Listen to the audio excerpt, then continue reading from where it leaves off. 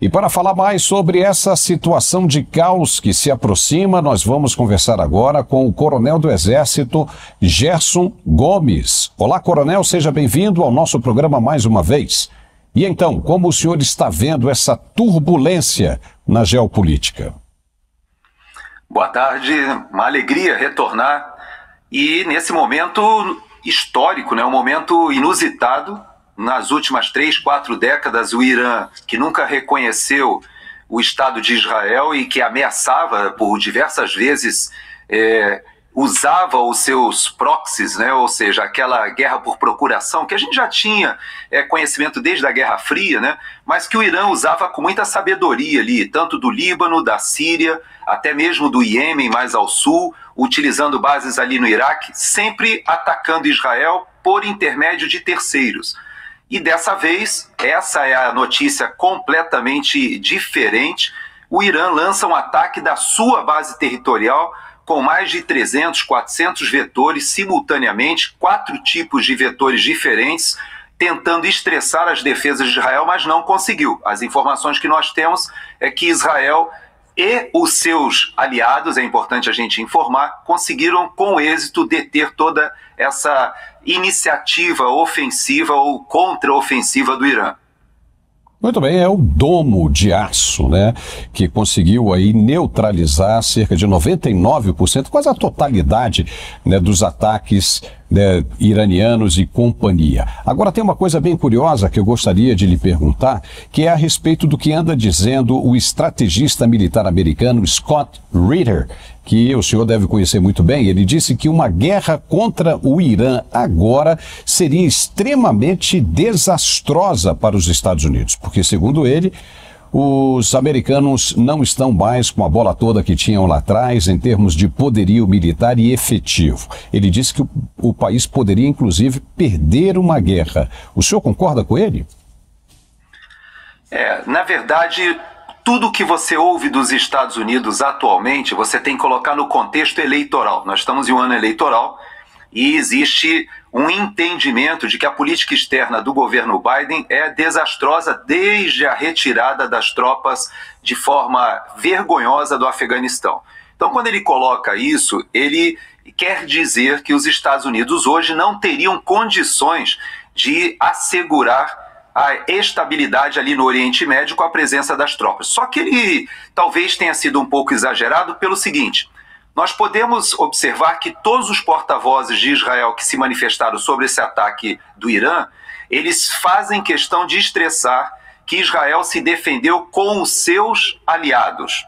Por que eu faço questão de colocar esse ponto? Porque o Irã, ele ameaçou que qualquer país limítrofe ali de Israel que permitisse o uso do seu espaço aéreo para a defesa de Israel seria considerado inimigo e alvo também. E como aconteceu a defesa de Israel?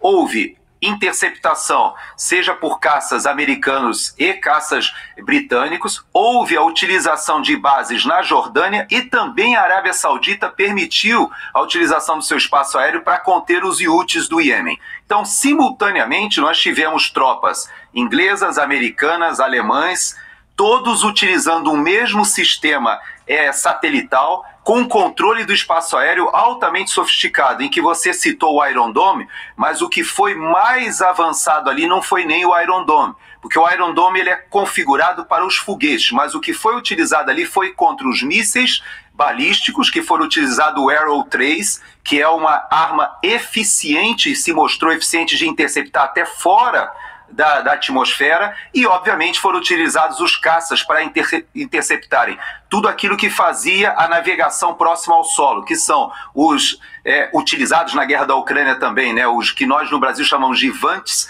ou seja, os veículos não tripulados, e os mísseis de cruzeiro. Agora, o senhor acha que esse ataque do Irã foi mais com o objetivo de testar o sistema de defesa de Israel? E com isso, se é para testar, de repente os caras têm um armamento um pouco mais poderoso e podem escalar essa guerra, vir com um outro ataque surpresa a qualquer momento. O que o senhor acha disso?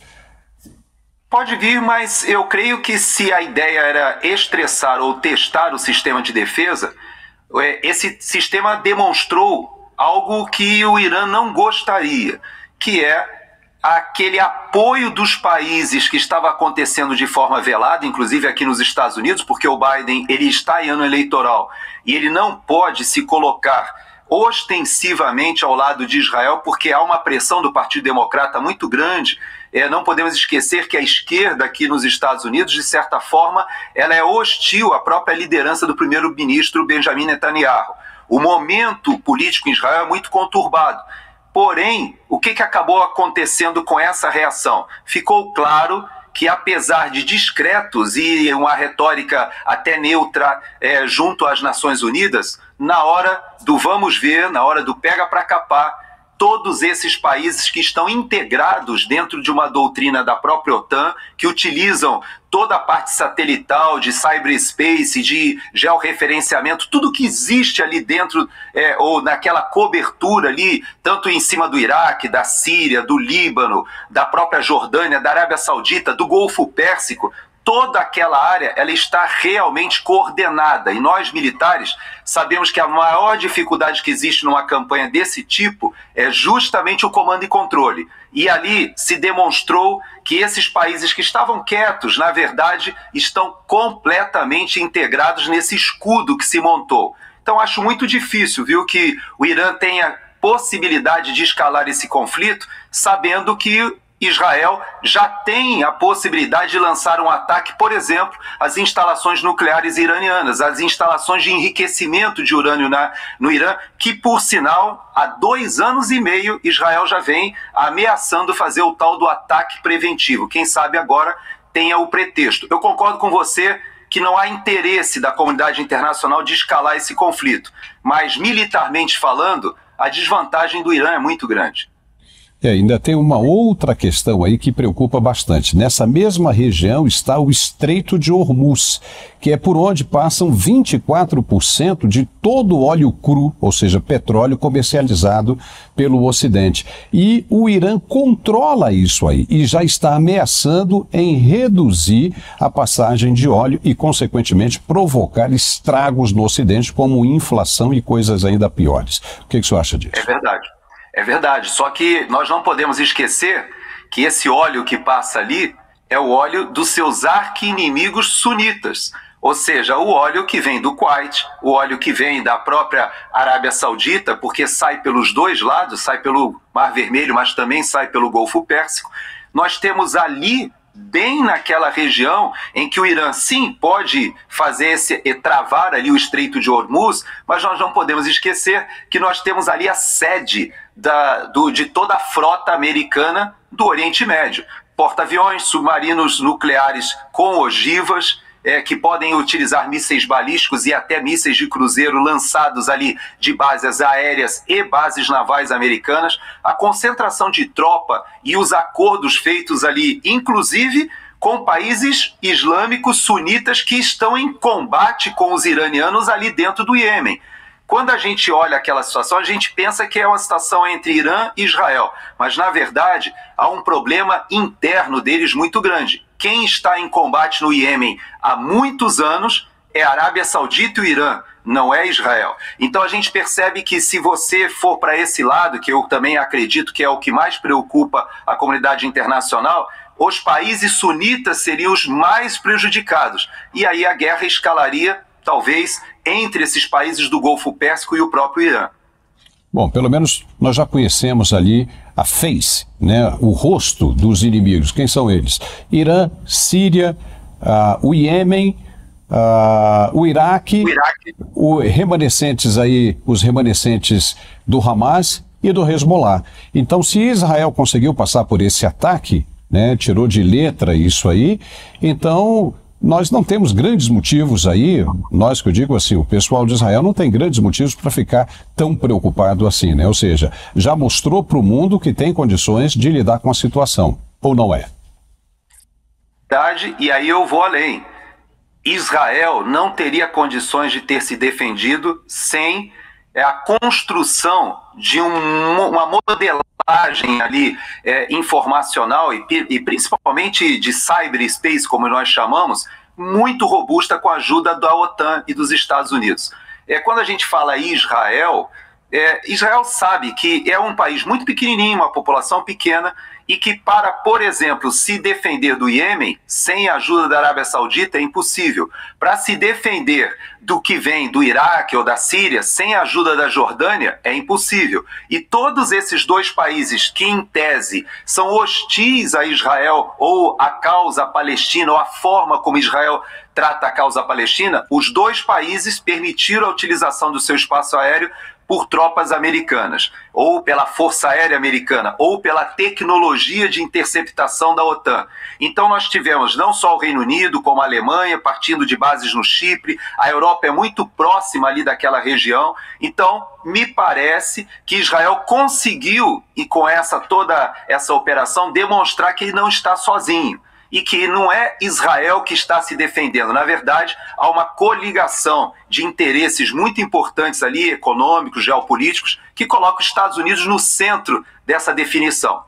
Então, eu não creio que a Rússia hoje tem perna para poder reverter ou para entrar nesse conflito de maneira decisiva, porque ela está com uma campanha em andamento na Ucrânia, há uma decisão se vão avançar para Odessa e fechar o Mar Negro ali para os ucranianos, se eles vão aproveitar agora que estão saindo do inverno e entrando na fase que a campanha militar na Ucrânia pode ser definida. Eu não creio que a Rússia tem capacidade logística de se engajar também nesse conflito. Então, vamos aguardar, haverá uma resposta de Israel, porque a doutrina militar de Israel não admite ser atacada sem uma resposta, mas eu creio que essa resposta será uma resposta estratégica.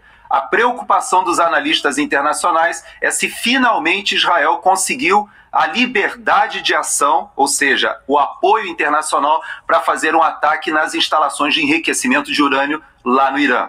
Vamos aguardar. É isso aí, nós vamos continuar acompanhando então isso aí, coronel. E sempre que possível e o senhor tiver disponibilidade, nós vamos chamá-lo aí, porque suas análises são corretíssimas com relação a tudo isso que está acontecendo.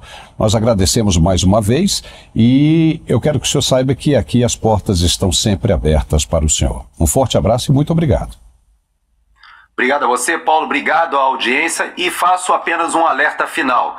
O Brasil está longe do Oriente Médio, mas nós temos a maior comunidade libanesa fora do Líbano e há quem diga, se nós considerarmos os descendentes, que há mais libaneses no Brasil do que no Líbano.